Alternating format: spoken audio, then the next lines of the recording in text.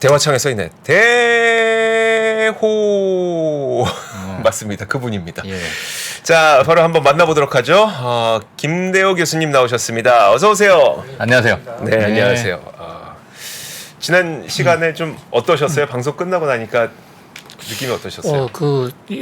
제 상상보다도 훨씬 많은 사람들이 3프로 TV에서 봤다. 그래요? 네, 너무 반갑다. 네. 그래서 제가 MBC 손경제 이런 데 출연할 때는 별로 피드백이 없었는데 예. 3프로 무슨 피드백이 예. 굉장히 많고 특히 또 여성 팬들이 많이 정말요? 예, 특히 또 중년 여성들이 예. 전화도 많이 왔었어요. 그래요? 네. 그래서 이 3프로 TV가 예. 이게 그 2% 부족한 게 아니라 3% 능가하는 TV구나. 이제 앞으로는 여의도의 큰 호랑이. 큰 호랑이. 네, 이렇게 이제 우리가 짓죠. 여의도 큰 호랑이. 여의도 큰 호랑이. 예. 좋습니다. 예. 감사합니다. 대호니 대호. 네, 좋습니다. 괜찮으신가요? 그럼요. 예. 원래 별명이 그렇습니다. 그래요? 예. 알겠습니다. 자, 그러면 오늘의 이야기 예. 시작을 해보도록 하겠습니다. 지금 금리가 참 큰 문제인데 예. 교수님이 보시기에는 금리가 좀 어떤 상태처럼 보이세요? 예, 저는 우선 우리 항저우 아시안 게임에 네, 롤러 스케이트 선수가 네, 단체전에서 사실상 1등으로 들어온 거나 마찬가지인데 1등 들어오기 직전에 세레모니 하다가 좀 집중을 놓쳐가 대만 선수한테 1등을 뺏긴 사건이 있었죠. 네, 자, 뉴욕 증시나 증권 시장에서 금리를 바라보는 시각도 저는 이와 비슷하다고 그런 생각을 해봤습니다. 네. 스포츠를 보면서요. 무슨 말씀이냐면요. 자, 지금 올 상반기에 뉴욕 증시가 상당히 많이 올랐어요. 예. 뭐 정확하게 하면 올랐었습니다. 예. 지금 다 까먹었으니까요. 예. 근데 그때 많은 사람들이 이제 금리 인상 끝났다. 또는 올해 늦어도 올 12월 달 정도면 금리 인하할 것이야. 그런데 예측이라는 것은 사람마다 다들 달라질 수도 있고 또 거시경제 지표가 달라지면 수시로 달라질 수 있는 거지만 저는 이제 그 당시에 너무 샴페인을 일찍 터뜨리는 거 아닌가 이런 얘기를 여러 지적을 그런 글도 쓰고 논문도 쓰고 이랬었거든요. 예. 왜냐하면요. IMF가 최근에 보고서도 냈지만 한 번 급격하게 오른 물가가 9.3%까지 올라갔지 않습니까? CPI 기준으로는. 예. 그게 금리 1년 반 올린다고 해서 쉽사리 잡히지가 않습니다. 그동안 역사적인 통계를 보더라도 IMF 통계를 보더라도 한 번 올라간 물가가 5년 내에 정상적으로 그러니까 보통 통상 우리가 물가 목표, 인플레 목표 2% 안으로 들어오는 게 50%가 채 안 된다 이러거든요. 5년 내에 5년 내에 2% 안으로 돌아오는 게 그동안에 전 세계의 근대 자본주의 역사에 금리와 물가의 상관관계를 조사한 최근의 IMF 보고서가 언론에도 많이 보도가 됐었어요. 예.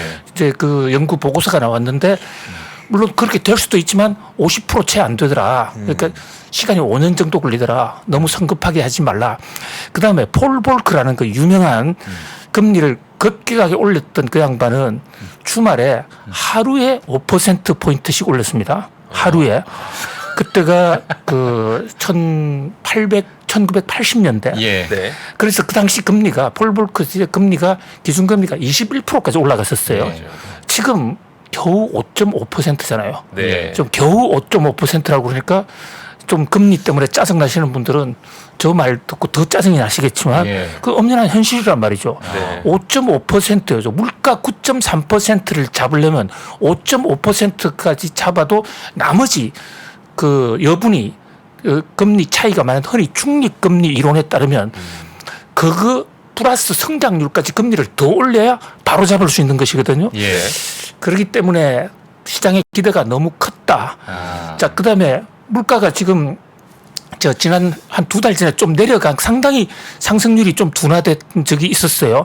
그런데 그것은 기저효과가 상당히 컸거든요. 그러니까 그게 기저효과가 사라지면서 지금 7월, 8월 2달은 물가 상승률이 다시 그 전 6월 달보다 다시 올랐습니다. 예. 제롬 파월이 상당히 이거 뜻대로 잘 안 되는 모양이다. 그런 가운데 지금 미국의 2분기 성장률 2%, 실질 성장률이 2% 상당히 높은 겁니다. 거기다가 고용 지수도 고용 지표가 많이 엇갈리지만은 실물 지표가 여전히 골디락스라고 하기에는요 너무 높다. 그래서 중장기적으로 물론 금리는 떨어집니다. 네. 하향 안정세인데 좀 앞질러서 세리머니를 했다. 그래서 전 금리가 좀 더 올라갈 수도 있다. 그래서 특히 이제 점도표가 나오면서 점도표 연준위원들이 내년에 그 평균 금리를 4.6에서 5.1로 0.5%포인트 올리지 않았습니까? 내년도 예상 금리를. 네. 그렇다면 당초 예상보다 0.5%포인트가 더 높은 상태로 간다 이런 얘기인데 그래서 좀 시장의 기대가 너무 컸기 때문에 주가도 떨어졌지만은 뭐 대세는 하락이다. 그러나 결코 그렇게 쉽게 안 잡힌다. 그리고 오히려요 어떤 면에서는 폴 볼커처럼 이 그 경기를 아주 침체를 시켜버리면 예. 물가를 빨리 잡을 수가 있습니다. 네. 왜냐하면 경기 침체가 되면 물가도 떨어지고 예. 그렇죠. 그런데 경기 침체의 고통이 너무 크기 때문에 예. 대통령 선거를 눈앞에 둔 예. 바이든 정부가 선택하기 굉장히 어려울 것입니다. 아. 따라서 이 금리의 좀 높은 상태에서 금리가 생각보다 길게 그러나 폴 볼커 시대보다는 그래 급격하게는 올라가지 않을 것입니다. 예. 그래서 흔히 이제 높아져 있는 상태에서 계속 진행되는 금리를 고온 금리, 하이츠 금리라고 그러는데 개마고온 금리라는 얘기죠. 개마고원. 예, 예. 개마는 사실 제가 붙인 거고 예. 원래 고온 금리라고 그래요. 네네. 하이츠 금리. 하이츠 금리가 지난 2007년도 당시 글로벌 금융 위기 당시에도 1년 6개월을 갔습니다. 아. 그러니까 지금 하이츠 금리가 시작된 게 현재 우리 6월 달이지 않습니까? 예. 근데 한 번 더 올릴지 안 올릴지 아직 뭐 대단하게 어렵지만 그것이 하이츠 금리라고 하더라도 앞으로 1년 정도는 금리와의 전쟁을 해야 된다. 그러나 이제 주가라는 것은 금리, 현재 금리보다는 예. 금리 예상치, 금리가 내려갈 것 같다고 생각하면 채권 같은 거는 먼저 사는 게 유리하잖아요. 예. 그렇기 때문에 그 증권 시장에 보면 금리보다는 조금 빨리 올 수 있지만 현재 뉴욕 증시나 코스피, 코스닥에서 예측하는 것보다는 그렇게 빨리 오지 않을 가능성이 현재 거시경제 조건으로서는 그럴 가능성이 농후하다 이렇게 예. 봅니다. 그럼 방금 이제 교수님께서 말씀하신 게 지금 저희 방송 전에 9시 반에 방금 이제 비농업 고용에 대해서 이제 나왔잖아요. 이제 지금 예상치보다 너무 지금 높게 나와서 지금 10년물 금리가 다시 이제 16년 전으로 다시 네. 좀 올라갔다. 이렇게 지금 뉴스가 지금 브레이킹 뉴스로 나오고 있는 상황이거든요. 지금 10년물 채권 금리가 4.8 돌파 아직은 안 했죠. 돌파했다가 내려왔었죠. 돌파했다가 그러니까 내려왔는데. 오늘, 지금요? 지금 4.7대 중반 아닙니까? 예, 예. 근데 예. 지금 상황을 만약에 해석을 하신다면 이 고금리가 예. 더 좀 유지가 될 수밖에 없는 여러 가지 그 경제 상황이 지금 저희가 그렇게 지켜봐야 되는 거겠죠. 그렇습니다. 그러니까 사실 경제학 교과서에요. 골디락스는 존재하지 않아요. 아, 그럼. 없는 말을 없는 정권 말이다? 시장에서 아. 만들어냈는데 예. 뭐 많은 사람이 쓰면 그것이 하나의 이론이 되겠죠. 왜 골디락스는 존재하지 않느냐면요. 예. 자, 골디락스가 뜨겁지도 않고 차갑지도 않은 그런 먹기 딱 좋은 주기지 않습니까? 네. 유럽 전래 동화에 나오는. 그런데 한번 보세요. 그게 먹을 당시에는 그렇지만 조금만 지나면 식어버리는 거 아닙니까? 네. 그러니까 우리가 거시경제 목표가 크게 양대축이 두 가지가 있습니다. 하나는 물가, 하나는 성장률. 성장률은 이제 고용과 같이 이래 총량 지표로 볼 수 있는데요. 요 두 가지가 금리를 올렸을 경우에 물가는 좋아지는, 그러니까 떨어진다는 게 좋아지는 거 아닙니까? 예. 그다음에 성장률은 떨어지는 게 나쁜 거 아닙니까? 그렇죠. 성장률은 나빠지고 물가는 좋아지거든요. 이게 교차하는데 어느 순간에 교차점이 있어요. 예. 두 개가 다 좋아지는. 그게 네. 골디락스가 있긴 했는데 그 순간은 찰나다. 눈 깜짝할 사이. 눈 깜짝할 사이. 아이고야. 물론 경제 정책하는 사람들 목표는 그 순간을 지금 이대로가 좋아하면서 좀 더 연장하고 싶겠지만 현실적으로 그렇게 쉽지가 않아요. 그러니까 골디락스가 골자 쓰면 끝나는 그런 순간이죠. 그래서 골디락스 오기 예. 세 템포 전에 이미 골디락스를 예상하고 투자 행위를 해야 된다는 거죠. 예. 근데 어쨌든 지금의 거시경제 지표는 여전히 뜨겁고 지금 신규 고용이 정권 시장에서 17만 개밖에 안 나올 것이다. 이렇게 33만 개, 지금 2배가 나왔습니다. 예. 물론 이것은 일희일비할 필요는 없습니다는 전체적인 거시경제 지표 아직도 실물 부분은 여전히 강하다. 그리고 이제 일각에서는 코로나 이후에 고용 수치가 많이 달라졌는데 그거 그 과거하고 어떻게 똑같이 비교할 수 있느냐 이렇게 얘기하는 경제학자들도 많이 있어요. 예. 그 말은 사실입니다. 왜냐하면 코로나 때 일단 많이 돌아가셨어요. 저 친구들도 많이 죽었습니다. 특히 미국에서 이제 웃으면 안 되는데. 예, 미국에서 교분을 쌓았던 미국에서 상당히 많이 죽었어요. 아이고야. 그런데 그것은요. 지금 시장에서 반응하는 것은 그 몇 명이 죽었느냐, 몇 명이 시장에서 직업을 가지려고 했다가 실패했냐 이런 거를 보는 게 아니라 나타난 지수를 보고 시장은 판단하는 그런 경향이 있고 예. 그다음에 또 하나는 우리가 고용 지표 중에서 제일 중요한 게 임금 지표 아닙니까? 네. 왜냐하면 고용을 연준이 금리를 올려서 고용을 억제하려고 하는 이유 중에 하나가 임금 시장이 과열이 되면 거기서 수요 공급의 불균형으로 인해서 사람을 더 많이 뽑으려고 하는데 사람이 부족해지면 인건비가 올라가고 그것이 물가를 올리는 것이거든요. 자, 그런데 그 코로나 이후에 어쨌든 이후 이하를 막론하고 시간당 인건비가 올랐다는 것은 물가의 부담인데 이게 또 4.2%로 나왔더라고요. 차 타고 오다 네네, 체크해 네. 보니까 자 4.2면요.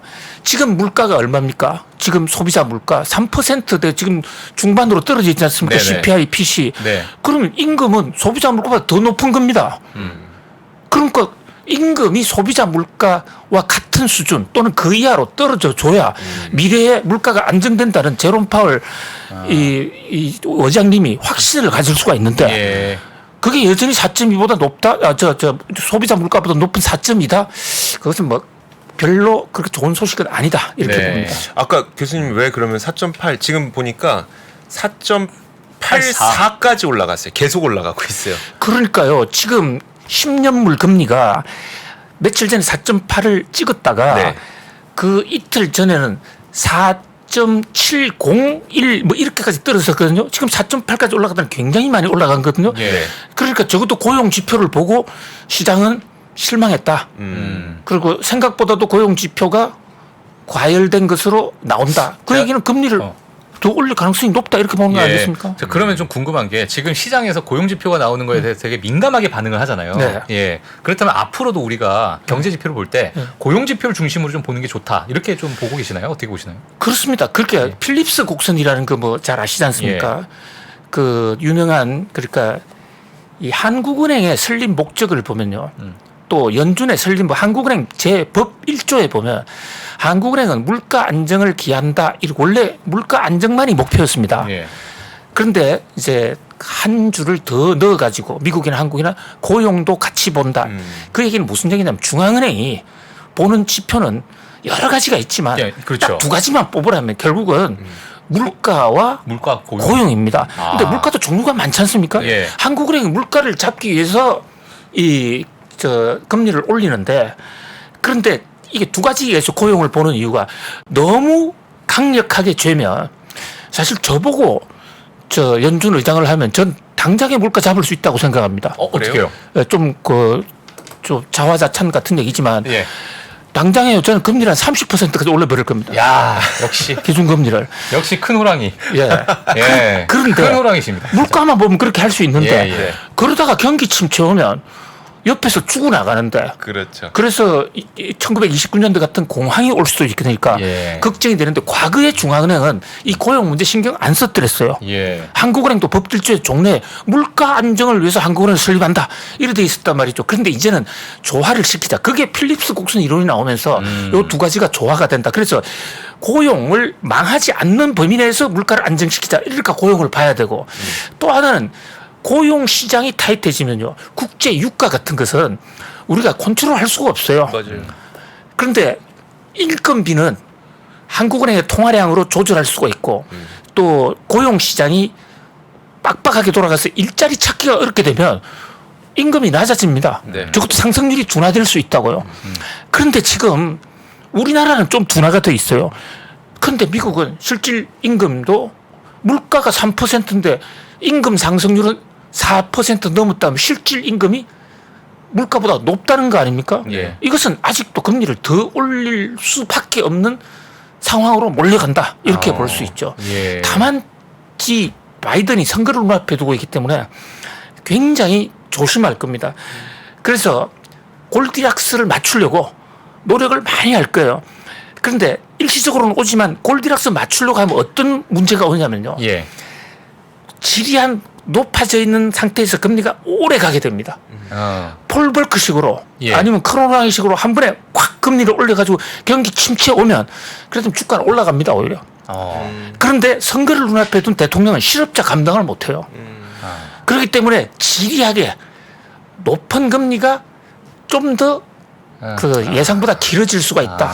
금융시장에서는 정말 이게 좀 답답한 현실. 그러니까 higher for longer라는 게 네. 길게라는 게 거기서 그렇습니다. 그거네요. 그게 더 하이어 들어온 거. 바로 지난번에 그 정책 보고서의 예. 핵심 내용이지 않습니까? 정확하게 깨고 계시네요.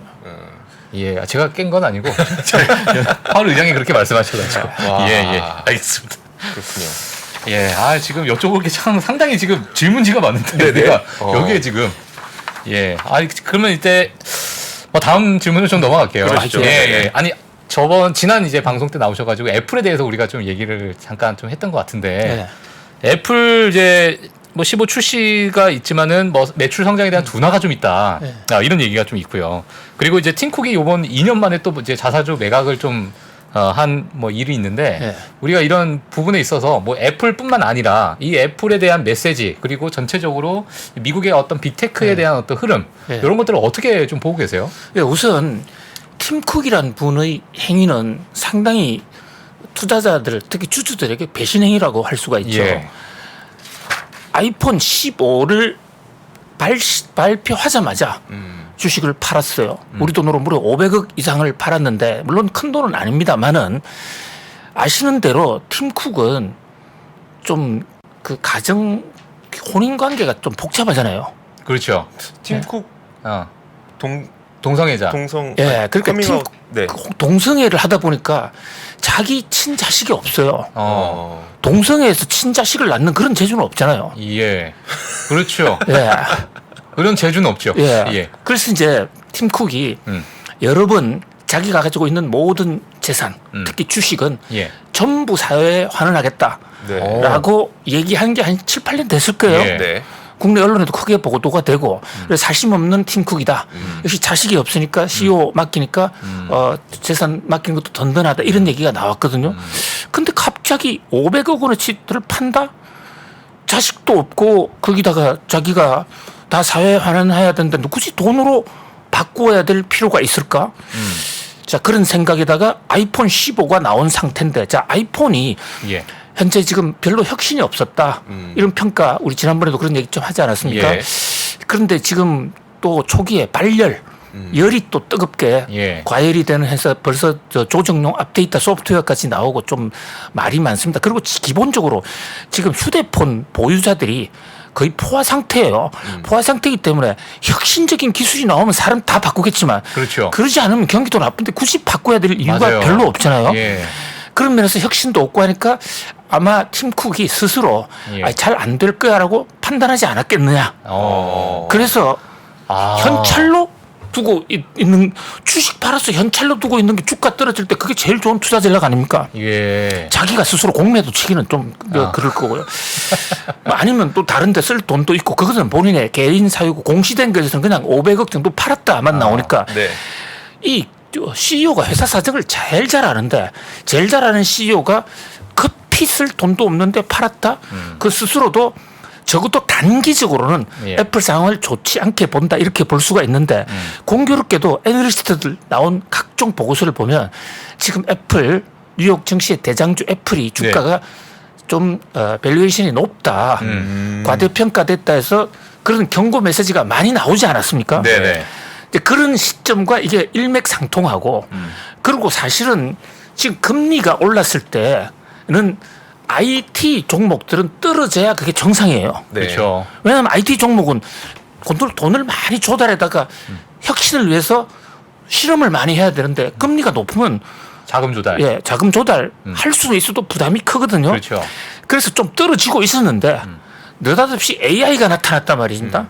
느닷없이는 아니지만은 엔비디아가 GPU를 만들면서 거기에 대해서 수요가 또 폭발적으로 늘어날 것이다 해서 빅테크 주가들이 굉장히 많이 올랐지 않습니까? 그런데 또 여기에 대해서 애널리스트들이 그것도 좀 과장됐다. 그게 AI가 중요한데 당장 비즈니스 모델로 내가 돈을 벌어주는 흔적은 별로 없다. 네. 그다음에 그것이 TSMC라든지 일부 회사들의 수요 폭발은 되겠지만은 전체적인 반도체 경기의 회복은 아직은 지금 바닥인지 지하실 1층으로 내려가는지 아직 알 수가 없는 상황이지 않습니까? 네네. 그러기 때문에 현재 팀 쿡의 그 애플주 매도는 어떤 반도체의 오버 밸류에이션에 대한 업계 내부에서의 스스로의 경고등일 수도 있다. 이런 견해서 좀 비상한. 그래서 미국 언론들도 이 대목을 굉장히 크게 보도한 것 같아요. 예. 애플이 그럼 지난번에 그러니까 팀 쿡이 지난번에 팔았을 때는 언제였었죠? 벌써 2년 전 상황입니다. 그때는 2년 전. 주가가 굉장히 높을 때 이익을 실현했었거든요. 네. 잘 나갈 때. 근데 지금도 주가가 지금 최근에 한 6개월간 많이 올랐죠. 올랐는데 더더군다나 새 제품이 나왔다. 새 제품이 나오면 새 제품 출시 효과라는 것도 있잖아요. 네. 예. 그런데 그것을 나오자마자 주식을 팔았다. 이 대목은 물론 우리가 팀쿡의 속내를 깊이 있게 들어가서 그렇죠. 알 수는 없습니다만은 예. 그러나 뉴욕 증시에서 좀 받아들이는 것은 지금 그러니까 빅테크가 죽었다는 게 아니라 한번 쉬어가는 게 아닌가라는 그런 어떤 우려를 하기에 충분한 행동이었다 이렇게 예. 봅니다. 이게 본인이 쓰니까 자기가 써도 뜨거운 거야 이게. 내가 써보니까 야 이거 뜨겁네. 안 되겠다. 그래서 500억 팔자. 팔아요. 발열나네. 네. 500억. 지금 지금 금리가 계속 올라가요. 지금 금리가요. 4.87까지 올라갔습니다. 그러니까요. 아우 야. 오늘 오늘 옷 찍겠는데요? 상황 안 좋겠는데요. 예, 오늘 이러다가? 알겠습니다. 자, 그러면 오늘 애플과 또 이제 연결해서 사실 이제 미국의 이제 빅테크 기업들이 상당히 그러니까 전체 미국 시장 S&P 500 보더라도 상위 10개, 상위 7개 기업이 전체 4분의 1 또는 정말 많으면 3분의 1까지도 차지할 정도로 네. 이렇게 좀 쏠림 현상이 좀 있는데 자, 이게 이제 영원할 것 같진 않고 네, 또 교수님이 또 바라보시는 또 빅테크라는 그 기업에 대한 어떤 생태계 앞으로 이제 우리 투자자들이 봤을 때 이걸 어떻게 우리가 좀 지켜봐야 될지 어떤 의견을 좀 갖고 계신지. 예, 이제 빅테크가 어디까지 팽창할 것인가? 예. 그건 한마디로 혁신이 어디까지 진행되나? 혁신이 있는 한 빅테크는 계속 무한 팽창을 할 수 있습니다. 예. 그런데 이제 혁신의 플랫폼의 그 장소가 조금씩 달라지죠. 초기에는 이 컴퓨터가 나왔다가 휴대폰으로 갔다가 이제는 AI로 이래 넘어가기 때문에 주식 투자하시는 분들은 그 혁신의 패턴이 어디로 혁신이 집중적으로 일어나냐, 부가가치와 생산성이 어디에 더 늘어나느냐 그 대목을 이제 일단 체크하는 게 첫 번째 포인트라고 보고요. 네네. 자, 두 번째는 최근의 이슈와 관련해서 이 미국 연방 정부에 특히 바이든 대통령이 지금 선거를 앞두고 회심의 작으로 이제 칼을 갈고 있는 게 빅테크 때리기가 하나 있거든요. 예. 이 대목도 앞으로 빅테크의 주가 판도에 상당히 영향을 줄 거예요. 거기에 직격탄을 맞는 기업들은 상당히 어려울 수 있고 그걸 비껴가서 오히려 기회를 잡는 회사들은 오히려 잘 될 수도 있는데요. 유명한 우리 경제학에서 그 독점의 이 독점 때리기 재벌 해체 역사가 몇 번 있습니다. 1911년 그 유명한 해인데요. 여기에 지금 석유회사 있지 않습니까? 네. 석유회사 엑슨도 있고 모빌 최근에 엑슨모빌이 통합을 했고 쉐브론 여러 개의 회사들이 있는데 1900년대 상황까지만 하더라도요. 미국 석유의 99%를 락펠러가 전부 독점을 했습니다. 이 락펠러 선생이. 예. 락펠러 선생은 교회에서 목사님들도 설교할 때 굉장히 많이 인용하는 분인데 예. 그분은 월급의 11조를 반드시 했어요. 굉장히 훌륭하다고 이렇게 알려져 있는데 예. 내막을 알려보면요. 그분은 급여를 안 받았습니다. 급여를 1달러씩만 받았어요. 그러면은 11조는 10센트만 네, 된 건가요? 10센트를 했죠. 퍼센트로 보면 정확하게 했는데 10센트 된 거예요? 그거를 빠져나가기 위해서 예. 월급을 안 받는 테슬라가 최근에 월급을 안 받았지 않습니까? 예, 저 네. 일론 머스크가 그 똑같은 거예요. 상속세 안 내고 그 대신에 주가를 가지고 M&A를 가지고 돈을 많이 벌었거든요. 회사를 계속 정폭시키면서 그렇죠. 그래서 역대 지금에 있는 머스크 비교가 안 됩니다. 인류 역사를 통틀어서 락펠러가 최고의 부자였어요. 락펠러가 죽었을 때 예. 그때 대통령이 루스벨트였습니다. 네네. 그 유명한 그 뉴딜 정책을 한 록펠러가 성명을 냈습니다. 너가 마지막에 좀 좋은 일 했다고 그동안에 쌓은 재과가 용서되지 않는다. 대통령이 재벌 총수를 해서 저격을 했어요. 자, 우리 잭슨홀 다녀오셨죠? 잭슨홀. 잭슨홀. 예. 예. 많이 갔다 왔지 않습니까? 여름에. 여름에요. 예. 그렇죠. 저 미국에 있는 잭슨홀 말이죠. 저 워런 버핏 예. 만나려면 아니 워런 일주일에 버핏이 한 번씩 아니라 가죠. 제롬 파울 만나려면 가야 되잖아요. 네네네. 그게 누구 땅이냐면 록펠러 땅이에요. 오. 네? 아 그래요? 록펠러가 예. 돈을 너무 많이 벌쓰기로서 독점을 해가지고 예. 그래서 나중에 해결을 했습니다. 그래서 사회 헌신을 많이 했는데 미국 시카고 대학이라고 있죠. 네. 예. 자유주의 경제학파 규제를 완전히 없애자. 록펠러의 소원이 규제 없애는 세상에 살아보자. 그래서 시카고 대학을 만들고 거기서 프리드만이라는 학자가 나온 겁니다. 자, 그다음에 잭슨홀 그걸 전부 다 사들여가지고 예. 그것을 연방 정부에다가 공짜로 갖다 바쳤습니다. 아. 거기에 이제 폴 볼커가 제일 먼저 가서 잭슨홀 미팅을 하는 바람에 연준의 여름 회의장이 됐고요. 아. 그 록펠러가 1911년에 회사가 재벌 해체가 됩니다. 예. 바로 셔먼법, 엔티트러스트법에 따랐어요. 미국은 엔티트러스트법이라는 게 있는데 독점은 굉장히 나쁜 거거든요. 네. 독점은 언제 어디서나 나쁜 겁니다.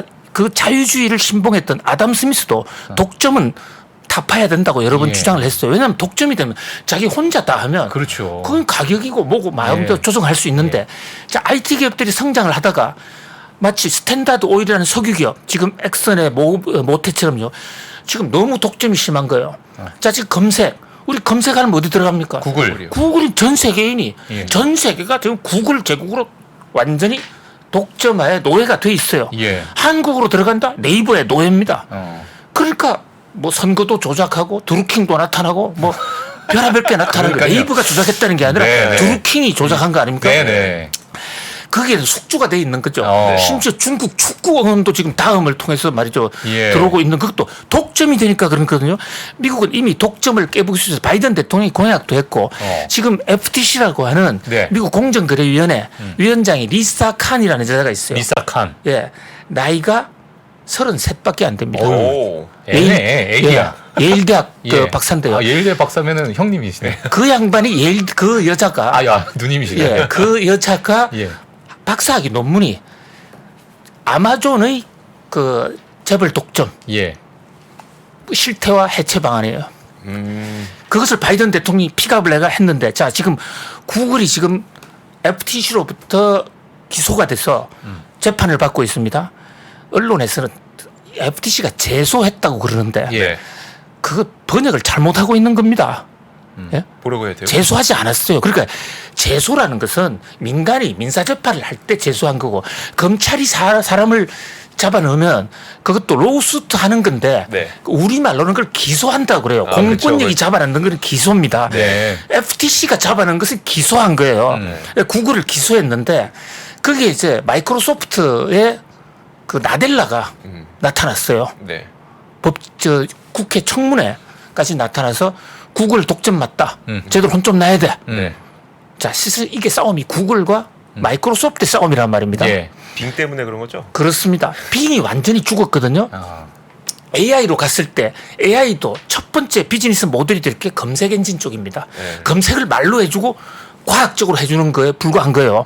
지금 우리의 기본적인 구글 검색에서 AI가 첨부됐다 이래 보는데 빙이 먼저 했지 않습니까? AI를 했지만은 지금 시장이 독점돼 있다고. 특히 그동안에 구글은 이 컴퓨터 들고 이거 뭐 노트북이나 이런 것에 독점을 했는데 최근에 애플과 담합을 해서 그 아이폰으로 들어간 검색 기본 엔진이 구글로 깔려버렸어요. 네. 그러니까 거의 99% 시장을 장악한 겁니다. 네. 근데 아주 이게 역사는 돌고 도는 게요. 1997년. 자, 지금으로부터 26년 전 아닙니까? 예. 그때 어떤 일이 있었냐면 그때는 마이크로소프트가 연방정부에 기소를 당해가지고 네. 재벌 해체 1심에서는 재벌 해체 판정이 났어요. 그때 마이크로소프트는 뭐 했냐면 얘들의 그 시스템 있지 않습니까? OS. 예, OS 시스템. 윈도우. 그 윈도우. 예. 윈도우도 독점인데 윈도우를 팔면서 익스플로러를 끼워 판 거예요.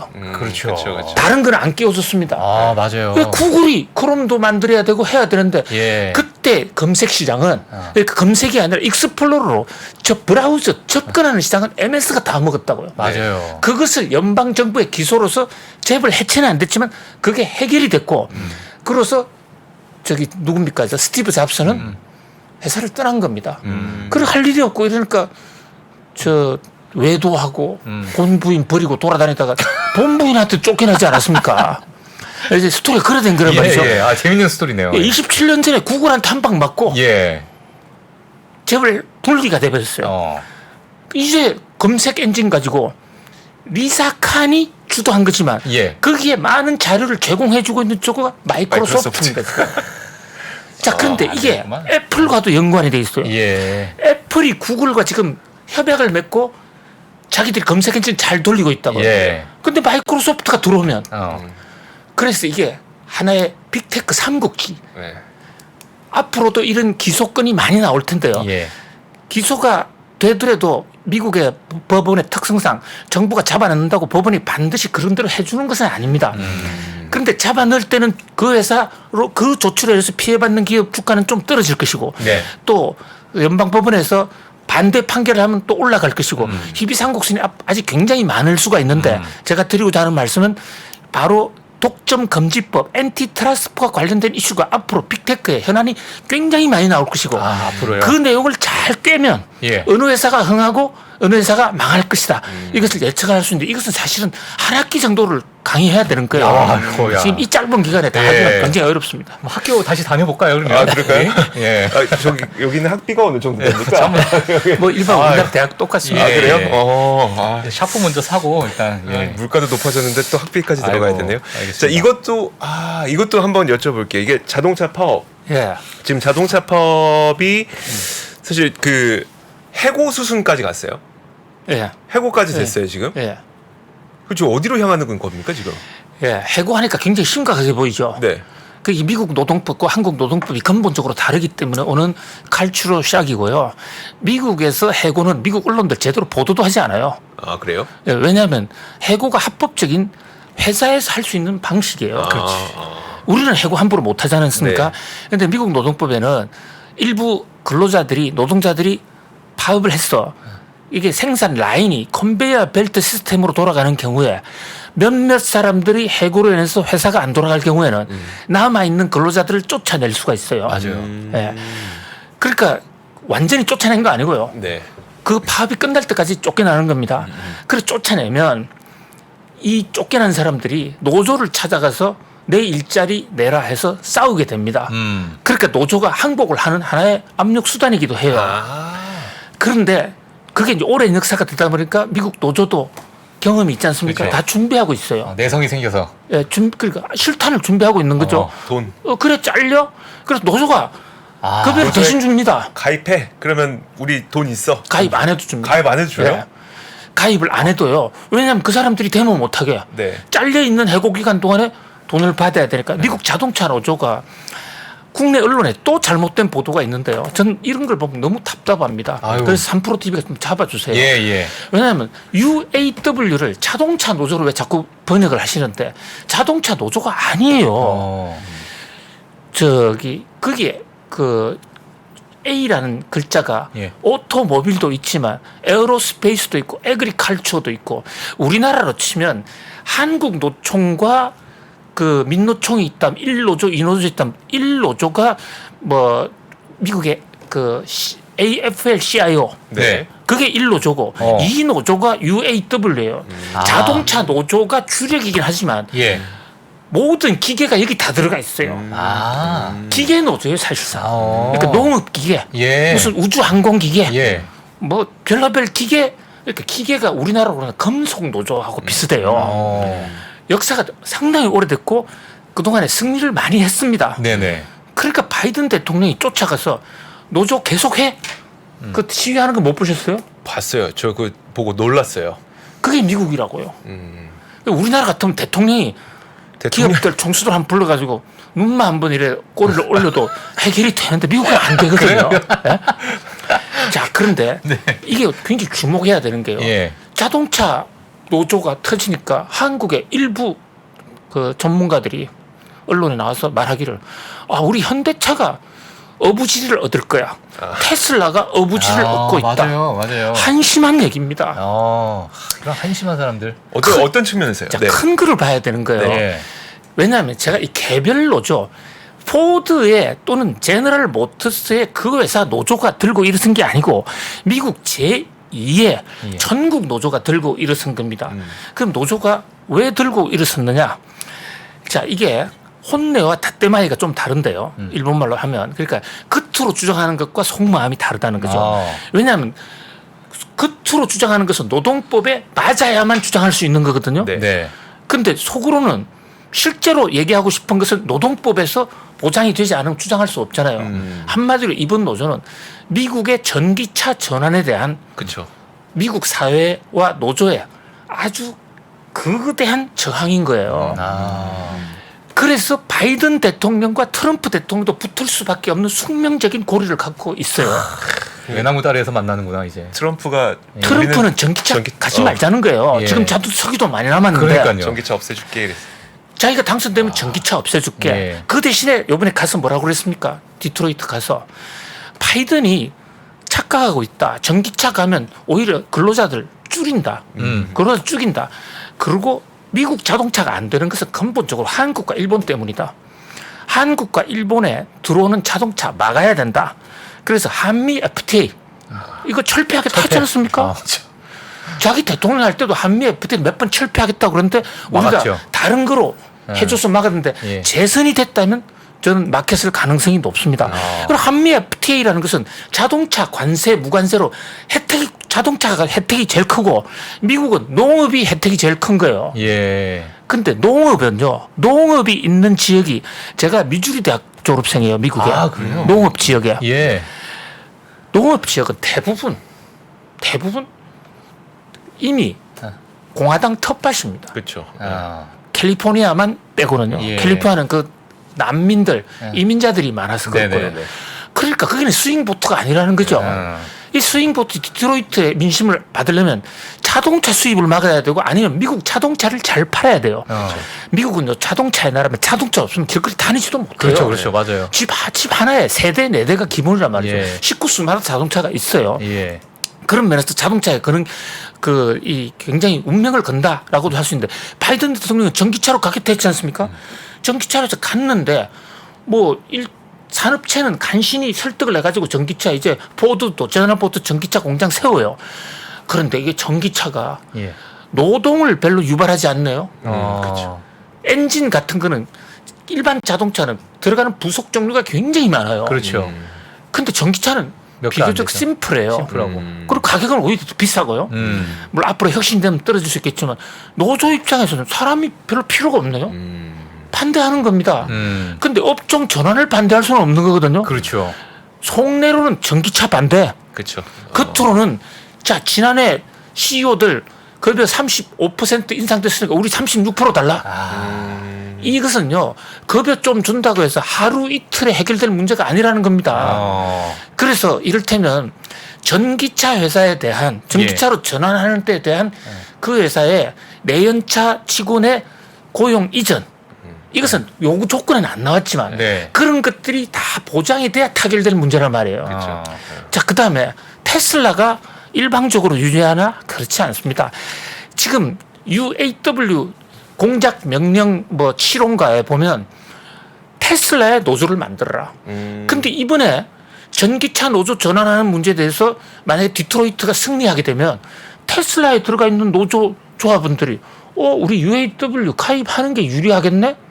그렇게 판단되면 그렇죠. 테슬라 노조 생기는 겁니다. 그러니까 그런 면에서 어디 업체가 좋다 나쁘다를 판단하기 전에 미국의 산업 판도가 어떻게 바뀌느냐. 자칫 대통령이 지금 바이든이 지금 지지율이 좀 낮아요. 만약에 뒤집힌다 했을 경우에는 전기차 전환 정책 IRA 미국은요 IRA 중단하려면 대통령 행정명으로 그날로 중지시킬 수 있어요. 그렇기 때문에 미국의 흐름 정치적인 판단을 좀 더 크게 볼 필요가 있다 이런 생각을 해봅니다. 참. 근데 이제 제가 잠깐 좀 궁금한 게 물론 이제 정치적으로는 뭐 예를 들면 기존에 있는 뭐 자동차 기업을 공화당 쪽에서 밀어줄 수도 있고 예. 뭐 지금 UAW에서는 속마음이 이제 전기차가 안 왔으면 좋겠다라는 속마음이 있겠지만 예. 전 세계적으로 예. 이게 기후 변화나 예. 여러 가지 이런 탄소 배출에 대한 이런 거는 무조건 우리가 줄여야 되기 때문에 예. 어쩔 수 없이 우리가 가야 될 방향이다라는 또 압박이 있을 것 같거든요. 이거는 또 어떻게 봐야 될까요? 그런데요. 예. 트럼프 대통령이 뭐 어떤 사람들은 막 나간다 그러지만 미국 국민의 절반 가량이 지지하고 있는 사람인데 네네. 그 양반은 당선되자마자 제일 먼저 한 게 뭐냐? 파리 협약 탈퇴였습니다. 맞아요. 파리 협약에 탄소 중립한다는 거였어. 미국이 안 따라가면 예. 탄소 중립 뭐 2030년까지 1단계, 2050년에 중립 저 물 건너 갈 가능성이 상당히 높다고 보고요. 유럽도요. 이번에 러시아하고 전쟁하면서 천연가스 안 넘어오면서 크게 깨달았지 않습니까? 탄소 중립 생각만큼 빠른 속도로 가기가 쉽지 않을 겁니다. 네. 거기다가 또 하나 유럽이 오판한 게 탄소 중립을 갔을 때는 그동안에 중국이 탄소를 많이 배출하는 식으로 산업 구조를 쪄왔기 때문에 그렇죠. 탄소 중립만 되면 경쟁력이 유럽으로 돌아온다고 생각을 했는데 네. 10여 년 전부터 시진핑이 전기차 쪽에 집중 올인을 하고 배터리 올인을 함으로써 그 비교 우위가 없어져 버린 거예요. 이게 야. 중장기적으로는 가겠지만 와. 생각만큼 빨리 가거나 생각만큼 효율적으로 가지는 못할 겁니다. 예. 상당한 그 우여곡절이 그러네요. 있을 그러네요. 것으로 보입니다. 얘기 들어보니까. 그리고 요즘 전기차 안 팔리잖아요. 맞아요. 그리고 미국에서는 전기차 특히 안 팔립니다. 미국은 오히려 전기차 중에서 하이브리드. 사실 어떤 면에서는 전 이런 논문도 많이 나오고 있는데요. 전기차가 왜 탄소를 배출하지 않느냐? 순 거짓말이다. 이런 거예요. 왜냐하면 완전. 배터리 만들고 하는데 다 전기 들어가고 맞아요. 그것을 한국 같은 데는 다 지금 화석연료로 만들어내고 있지 예. 않습니까? 그래서 화석연료로 만들어내지 않는 전기를 가지고 만든 배터리만 앞으로 이제 혜택을 줄 가능성이 있는데 그렇게 되면 시간이 상당히 앞으로 걸릴 가능성이 있고요. 예. 그다음에 하이브리드 같은 경우에는 일본 토요타가 하이브리드 지금 하긴 하지만 잘 안 가는데 잘 안 가면서 그 아키오 토요타라는 회장님이 아주 자기는 자신하고 있어요. 결코 전기차의 시대가 빨리 오지는 않는다.